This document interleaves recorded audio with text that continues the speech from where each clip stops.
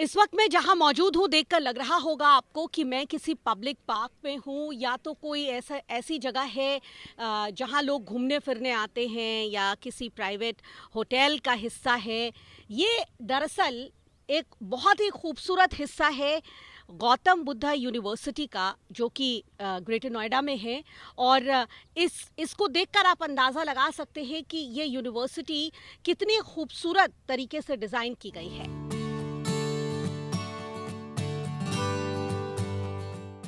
Greater Noida की Gautam Buddha university में एक ऐसा इंफ्रास्ट्रक्चर है जिसमें पर्यावरण के हर पहलू का ख्याल रखा गया है।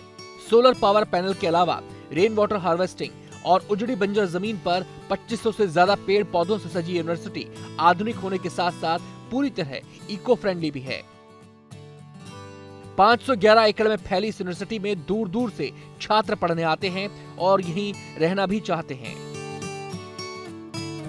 इस तरह का प्रदूषण है यस मैम, काफ़ी प्रदूषण बढ़ा हुआ है, तो इसलिए ज़रूरत है ऐसे पेड़ पौधों की और मैम रिसाइकिल करें वाटर को। बहुत बढ़िया। आप कहाँ से हैं? Ma'am greater Noida. और यहाँ पे खैर आप तो खुद ही इस तरह के माहौल में रहे हैं। दिल्ली के प्रदूषण को लेकर आप मानते हैं दिल्ली में भी ऐसे स्ट्रक्चर्स की जरूरत मैम है? वहाँ दिल्ली में काफ़ी प्रदूषण है, क्योंकि भाई पढ़ते हैं मेरे वहाँ बताते हैं, तो इस यूनिवर्सिटी में भाई बताते हैं आपकी यूनिवर्सिटी काफ़ी अच्छी है, तो दिल्ली में भी होने चाहिए ऐसे। दिल्ली में भी ऐसे होना चाहिए। जैसे आप भी? हाँ प्रदूषण कम हो वहाँ का भी। जी। आप क्या? होना चाहिए ऐसा ही होना चाहिए। आप कौन से बिहार से हैं?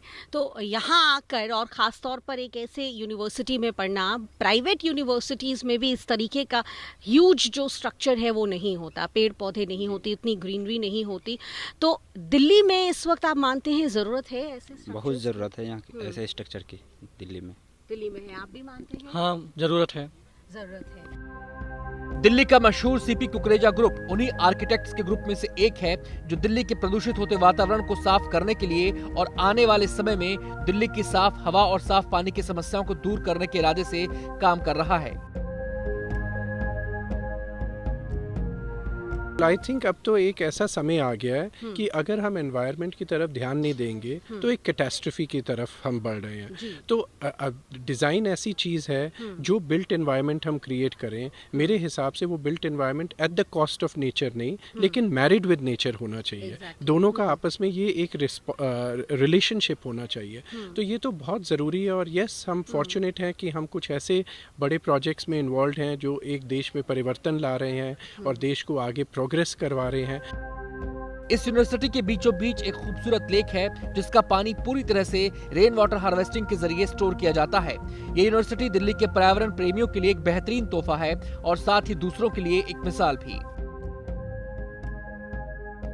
जब हम सोसाइटीज़ बनाते हैं, अगर ये सोच करके बनाएं कि हमें अपनी सराउंडिंग ऐसी बनानी है कि दूसरों के लिए मिसाल हो। दिल्ली में जहाँ साफ़ हवा की कमी है, वहाँ साफ़ हवा हम कुछ हद तक अपने सोसाइटी में ही क्यों ना प्रोवाइड कराएं, तो दिल्ली ज़रूर बदलेगी।